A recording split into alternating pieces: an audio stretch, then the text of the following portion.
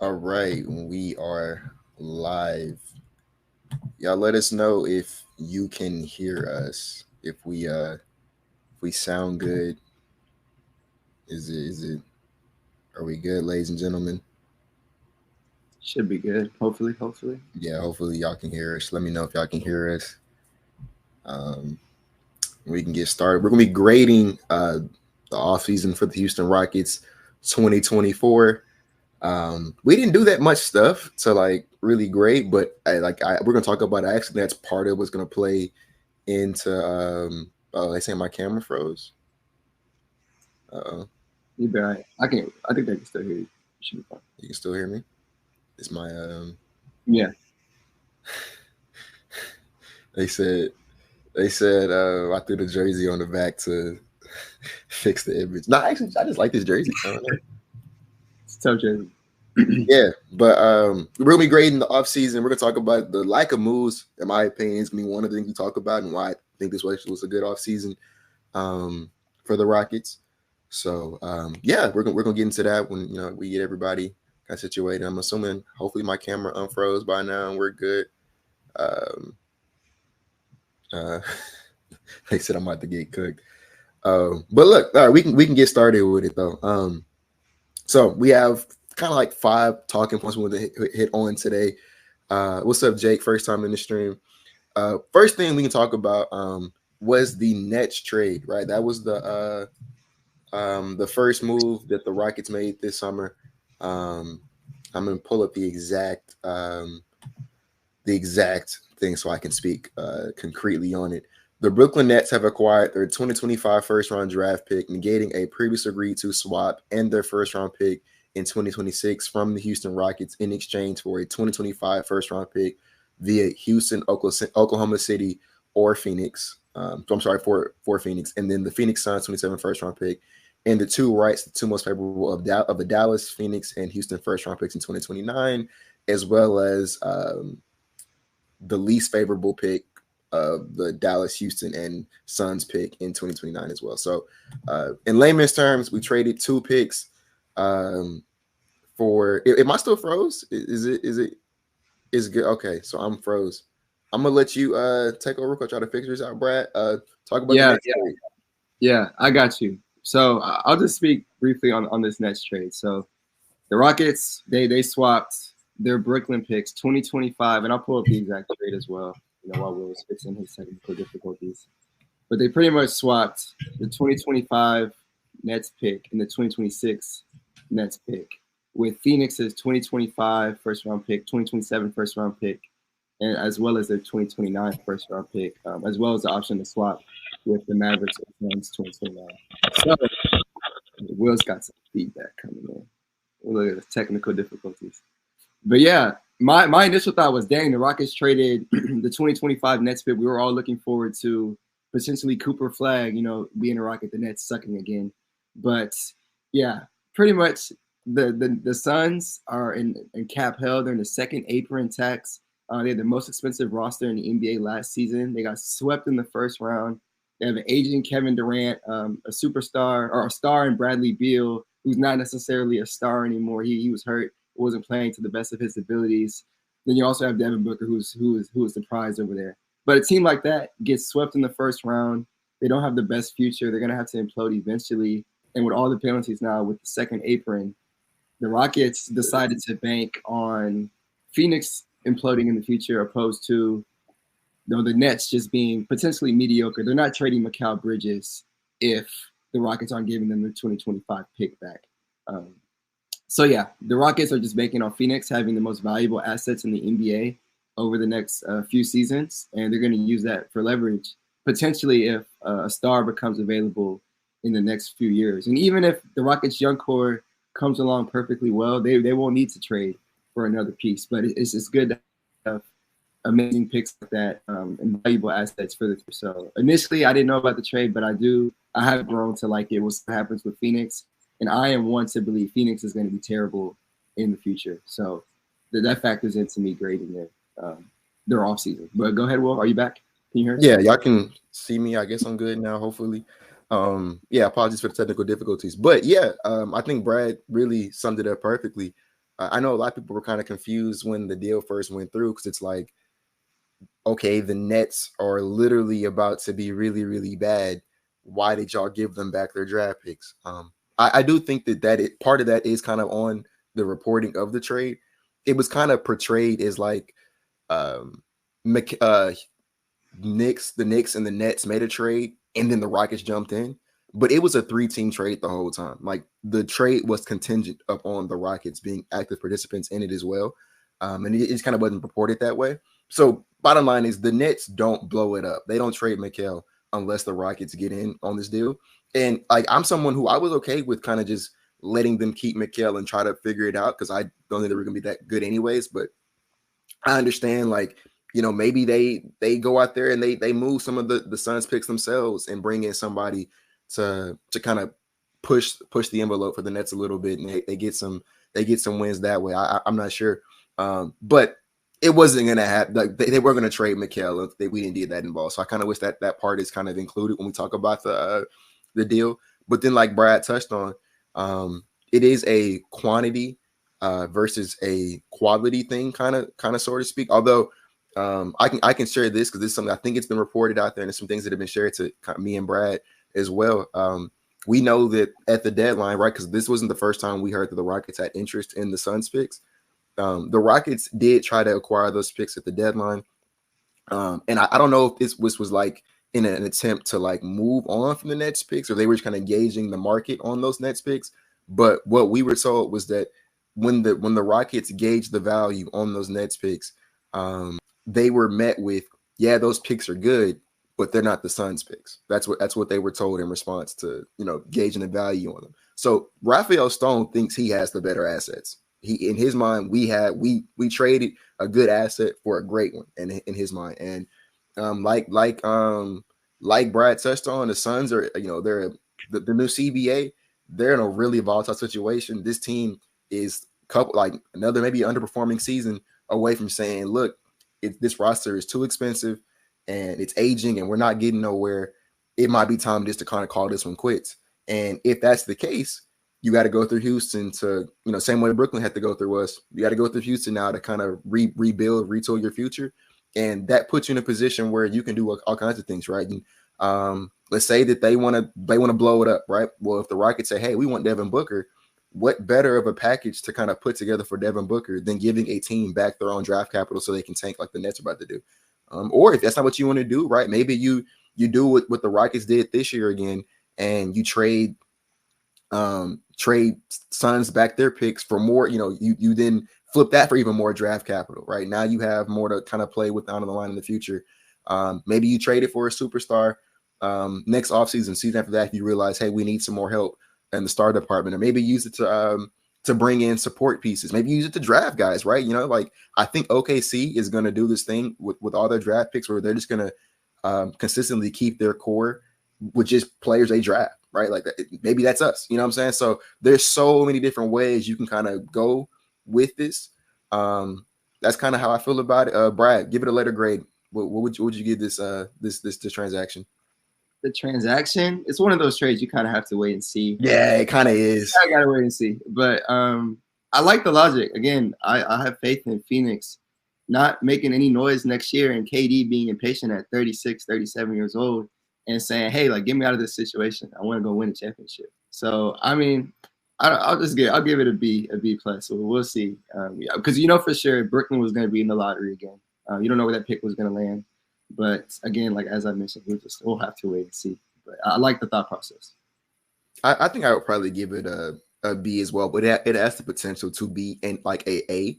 I know like a lot of people were kind of mad and like, why would y'all do this? Whatever.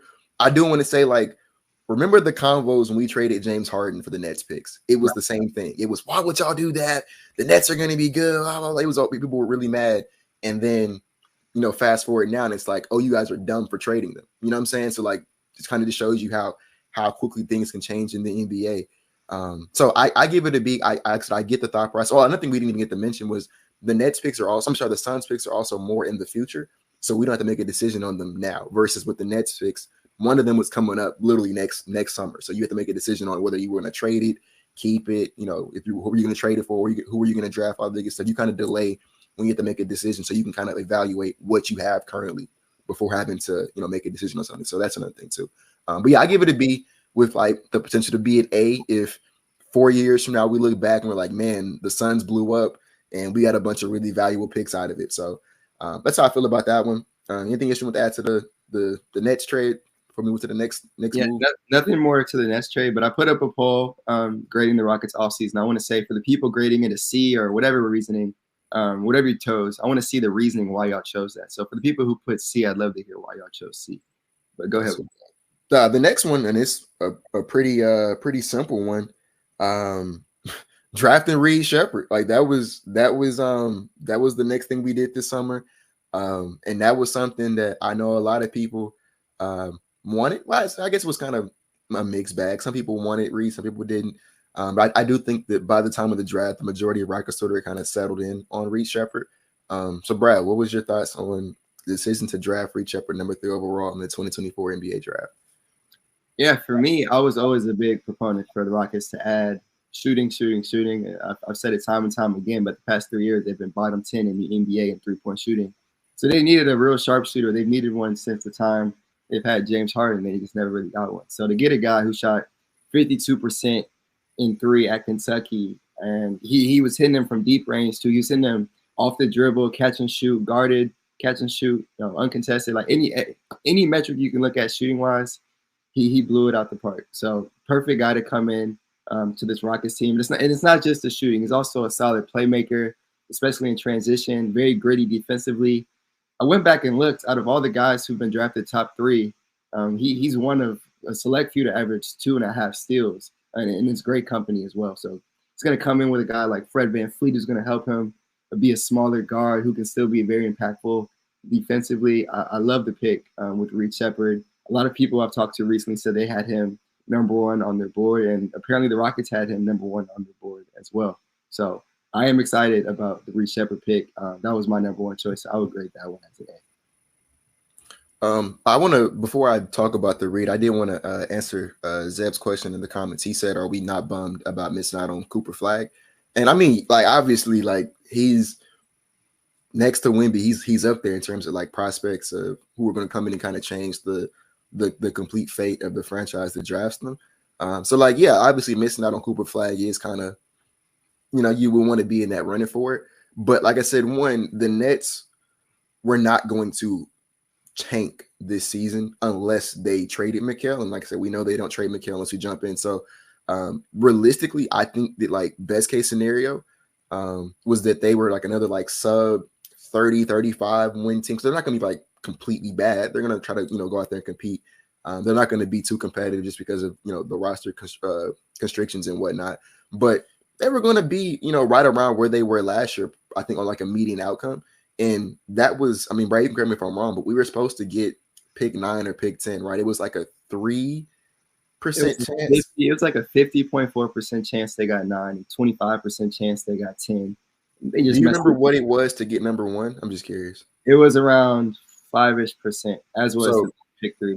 I mean, like I said, you essentially traded a 5% chance, which, like, hey, it worked. We got number 3 this year. Who say we don't get super duper lucky and get number 1 next year?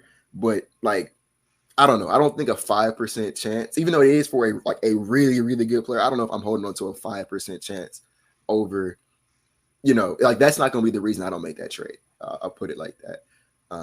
But to talk about Reed though, yeah, I want to Reed pretty much like a week into the draft. Like, I did my research on other guys and he was the guy I was like, yeah, I think it makes the most sense.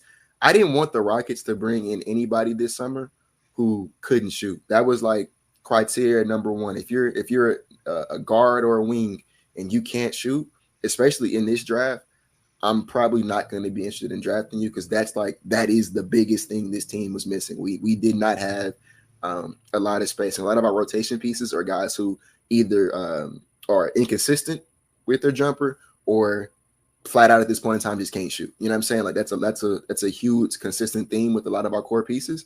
And it was one of the reasons why we did struggle sometimes offensively. We were a bottom 3 team, I believe, in the 3-point percentage department. And like it showed, like that was literally the reason why we were a top 10 defense but a bottom 10 offense, and it was because we couldn't shoot. So bringing in someone else who like quadrupled down on our shooting woes, it was like, yeah, I couldn't really get it. Not in this draft, right? Where there wasn't like a guy who was like supremely talented. It was just like, you got to take him anyways. Fit was going to be a huge like deciding factor for me. And I don't think there's a single person in this draft who fits this roster and what it needs. Like Reed was almost like made in a lab to play with our guys. It's kind of like crazy how seamlessly he fits. Because like to kind of keep it simple, right? He's one of the best shooting prospects the draft has ever seen, right? Like I think that's something that's missed when people just call Reed a shooter. I think it's selling low how good of a shooter he is. He's really good when it comes to space on the floor. Like all-time great levels coming out of college at it. So there's that aspect of it. But also the fact that like the movement shooting, right? That was the biggest thing we needed. We needed someone who could like come off pin downs, come off screens, fading. That chemistry with Alperen and Şengün, right? That's one thing we were really hoping to have last season. Reed can do that. He can secondary playmake, right? He's someone who can attack closeouts, right? I think we talked about this on the last stream, where it's like having some in 2024, bro. Role players just can't sit in the corner no more. Like you got to be able to attack a closeout and make a smart decision when you're taking that closeout, and Reed can do that. And then like the whole like his size is somewhat of a concern because he isn't, he's 6'3" in shoes, 6'1", I think 7'5" without shoes. So he is on the small side, 6'3" wingspan. He is someone who is super duper like active as a nail defender. He'll play passing lanes. He has a surprisingly like a 40-something inch vertical, I think, and he's able to go out there and block shots on from jump shooters occasionally. But like the size will be a concern, and that's people are kind of concerned that he'll get picked on because of it. But the way I kind of see it is like this is where coming to a team like the Rockets is really good, because you're going to be surrounded by nothing but like our rotation outside of Şengün is actually nothing but plus size athletes, right? Amin Thompson, 6'7", 7'1" wingspan. Tari Easton, 6'6", I'm sorry, 6'7", 6'8", with a 7'1", 7'2" wingspan, something like that. Jabari Smith, it's almost 7 feet. You know what I'm saying? Cam Whitmore is tall, athletic. Like he's coming to a team with a bunch of guys. Dylan Brooks is still here for the time being. He's coming to a team where we already have a bunch of guys who can make up for what he leaves on the table defensively, if that even becomes a problem. And then he has the perfect mentor to learn from in Fred VanVleet, because Fred VanVleet is someone else who's also undersized, doesn't have the world's biggest wingspan, but he's able to play great defense in winning context on the championship Raptors team, who's also a really great defender for us last season. Like I said, he's 5'11". So like I said, that's my long way of saying I love the pick. I think it's an A pick. I think they knocked it out the park. The fact that they got who on their board was number 1, amazing. So yeah, that's how I feel about the Reed Shepherd draft. I don't know if you want to add anything else to that, Brad. We can keep moving. Same page. On to the next one. The very next day after we drafted Reed, we traded a 2nd round pick for AJ Griffin from the Atlanta Hawks. It was, I believe, pick 44 in the 2024 NBA draft to the Hawks. They salary dumped him to Houston. Brian, what you think about that?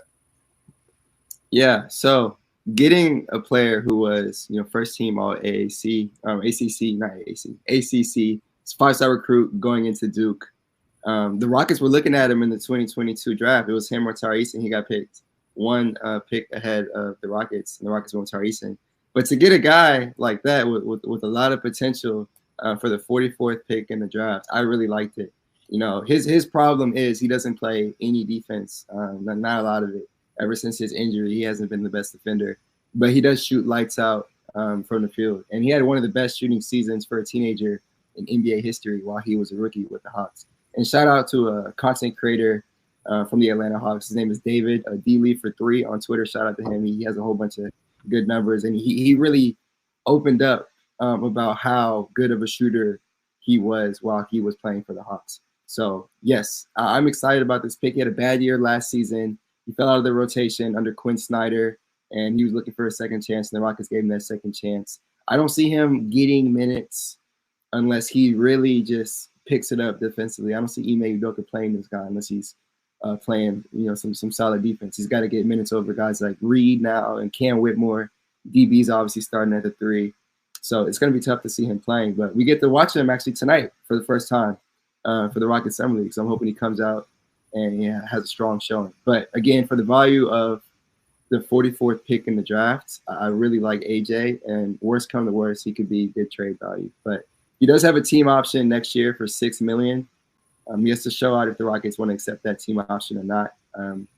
He proves his value. It'll be like some of the other selections the Rockets had this offseason. Like they picked up Jae'Sean Tate's team option. Jock Landale. They picked up his contract to make it guaranteed. Not necessarily because they'll be playing, but they're good trade pieces, right? So maybe AJ can service that down the line. But I am excited about AJ coming along and watching him today. Solid value for the 44th pick. Yeah, I didn't even want us to draft anyone with pick 44 this year. It was a pick that I had gave like zero thought towards of who we should take there. I kind of spent on my entire pre-draft process just looking at number 3, and I was like, I don't even really care with pick 44.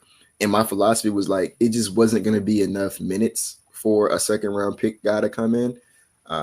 We already have a really – like it's going to be hard for Reed Sheppard to come in and get minutes, let alone someone drafted in the second round. So I was like, he's probably not going to play. He's probably going to spend the entire season in the G League.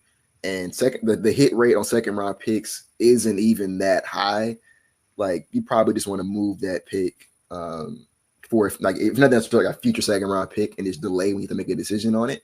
Because, I am pretty like – I think you can get a lot of value for second-round picks, at the deadline. Teams will move impact pieces for second-round picks if you have a multitude of them. So I would have traded the pick. So finding a way to flip a pick that I did not care about at all for AJ Griffin, who Brad touched on, was pick 16 in the Tari Eason Jabari Smith draft. And he was somebody, I don't know how much y'all kept up with the 2022 NBA draft, but there was a point in time where AJ Griffin was going to be a top 5 pick. Yep. And like not only top 5, people didn't even think he was going to like getting him at 16 was like, yo, y'all got like somebody who should have went like for sure in the top 10. Like I remember, I think he was mocked to like the Knicks a lot of times in like the drafts where he would fall. And I think they had like 10 or 11 that year. I can't remember. Well, really quickly, he's pretty much the Cam Whitmore of that draft class, in the sense of just falling after being a top 5, pick. I think Cam Whitmore was a better prospect. But yeah, in terms of like the surprise, like the guy who it was AJ. Like people didn't think AJ was going to be there at 16. As a matter of fact, I wanted the Rocket. Like when I realized he was falling, I was like, yo, we might have to go get this guy. You know what I'm saying? Like I liked Alperen as a prospect coming out of Duke. So he got drafted to Atlanta at 16, had a pretty like historic season in terms of shooting as a rookie, got hurt, coaching change happened. There were some things that happened with him in his personal life that, might have distracted him from basketball at that point in time. And so he didn't have the second season that he wanted to have. And now he's in a situation where Atlanta wants to salary dump him. I think that Houston is a great spot for him to kind of come and kind of further his development. I do think that minutes for him is going to be really, really difficult to come by. Like I said, I think Reed Sheppard's going to have to like fight for his minutes next season. And I think it's going to be even more difficult for AJ to do that as well, on top of how many guys we already have. But in terms of coming to a place that has like real structure and a real plan for development versus like with Atlanta, it was kind of probably wouldn't have been as much. Like he's coming somewhere where like the Rockets, we know what we're doing now in terms of developing young talent. So I think he's going to have a home to kind of figure himself out here.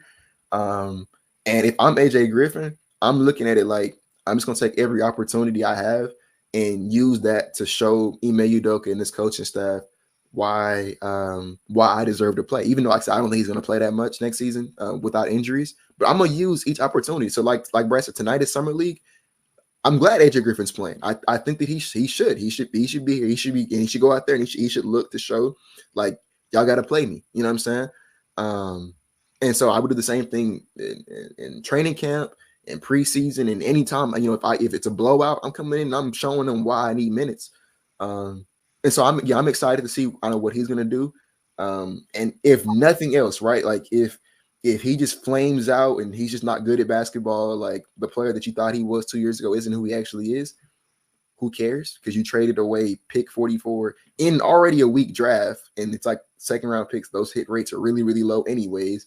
Like you essentially traded nothing. So like it's kind of the definition of like a buy low risk, high reward kind of outcome, even if all he becomes is just like a role player. You know what I'm saying? So I'm not gonna give it an A. Just because like AJ Griffin is like, there's a reason he got traded, right? And then he's not going to play that much for us. So I'll give it anywhere from like a B to like a C. Like it's just a solid move. You know what I'm saying? Like it's nothing. It's not a home run, but it's also like it's definitely more positive than negative. So um, I'll leave it at that. Brad, you want anything else before we go to the next one? Yeah, just a low risk, high reward kind of situation. I mean, that's pretty much all there is to it. But I knew next we're just going to talk about the decision to not max out, Alperen Şengün, or just extend Alperen Şengün and Jalen Green. Most of the controversy going towards Alperen Şengün, who's been the Rockets' best player, arguably, production-wise, the best player in this class. Top three if you want to talk about it. But Şengün being really good and not getting the extension from the Rockets.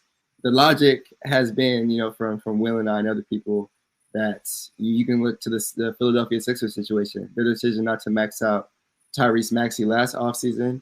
And this offseason, they wait. They're able to bring in a guy like Paul George, having that cap flexibility help them. And then once they got their guy, they give Tyrese Maxey, that max extension that he deserves, because Maxey is a crazy talent, as we all know. So, yeah, it wasn't that the Sixers didn't like Tyrese Maxey last offseason. They just wanted to wait and see if they could the team. So that's been the logic used with Alperen Şengün, but it is not to my understanding. We really don't know how the Rockets are operating. We don't know how they're moving in the sense when it comes to extending Jalen or Şengün. They haven't had those discussions with those guys just yet. So I believe the logic is still keep cap flexibility, that they want to be able to keep all their options open going into next offseason. See what the young core does during the season, and then assess, after the year is done. But that hasn't been communicated to the Rockets players. So that's another situation. We'll just kind of have to wait and see. But I do like keeping your cap flexibility open, and I do believe Alperen Şengün is going to get the money he deserves, because he has been the Rockets' best player and one of the best players of the 2021 draft class. And last thing I'll say, as for Jalen Green, he had that amazing March. We see the potential he has. He has to string that together consistently, as we've all been saying the past few years. And I believe it's coming. We've been saying it for some years, but I believe Ime Udoka really has instilled a bunch of. Look, he's an all-around player now. Not the best all-around player, but he's playing defense now. His assisting is way better. He's playing an all-around game way more than he did his past few seasons. I guess that's what I'm getting at. So I'm excited to see how he comes out in year 4, and he's going to be trying to get that extension as well. So, yeah, but he's not getting it unless he's consistent. So we'll see what happens in that sense. But, yeah.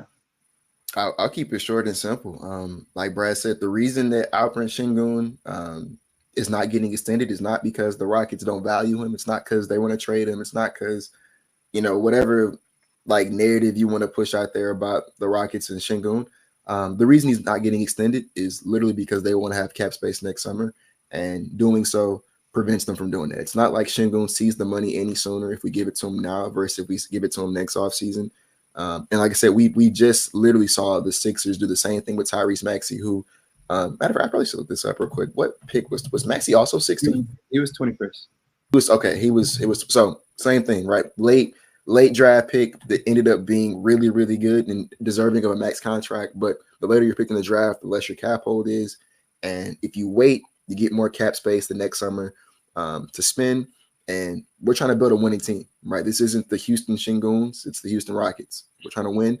And the best way to do that is to have, money to spend, bring in guys who can impact winning. It's a max contract guy, whether that's using that money on a bunch of like role players to kind of come in and uplift the team, or whether it's using that money to like take on a contract, right? Let's say we want to make a massive trade and we want to absorb salary into our cap space. Like there's so many different ways you can spend that money.